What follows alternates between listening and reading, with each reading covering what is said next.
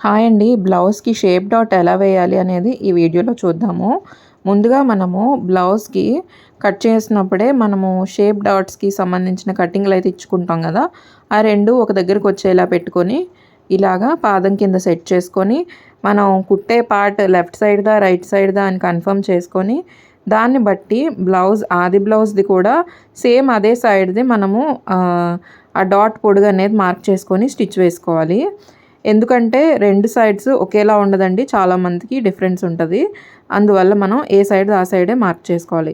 So, ఇలా చేసిన తర్వాత మనం బ్యాక్ సైడ్ తిప్పి ఇలా పట్టుకున్నారంటే షేప్ దగ్గర నుంచి మనకి చంకలో డాట్ వేయడం కోసం అనమాట. క్లియర్‌గా వచ్చేస్తది కరెక్ట్‌గా. ఆర్మ్ హోల్ కూడా హెచ్చు తగ్గులు లేకుండా చూసుకోండి స్టిచ్ వేసేటప్పుడు, పట్టుకొని స్టిచ్ వేసేటప్పుడు. అండ్ ఈ డాట్ పొడుగు కూడా మనం బ్లౌజ్‌లో మార్క్ చేసుకొని ఆది బ్లౌజ్‌లో స్టిచ్ వేసేసుకోవాలనమాట.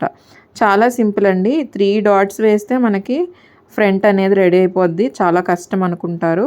ఇప్పుడు మూడో డాట్ వచ్చేసి మనకి ఈ పొడవు ఉంది కదా! నెక్ దగ్గర కింద అందులో సగానికి ఫోల్డ్ చేసి డాట్ వేసేయాలంతే. చూసారా ఎంత క్లియర్‌గా నీట్‌గా వచ్చిందో? సబ్స్క్రైబ్.